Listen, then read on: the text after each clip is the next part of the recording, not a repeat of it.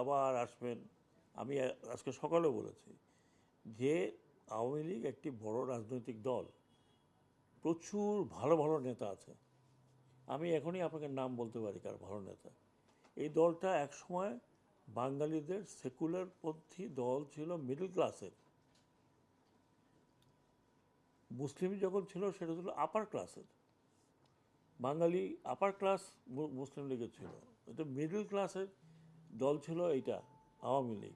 যে জন্য আপনি দেখবেন যে মিডল ক্লাস তৎকালীন ইন্টেলেকচুয়াল যারা ইউনিভার্সিটির এখানের ওখানে, তারা এখনও আছে। এখন অ্যাক্টিভ না থাকলে তারা সাপোর্ট করে।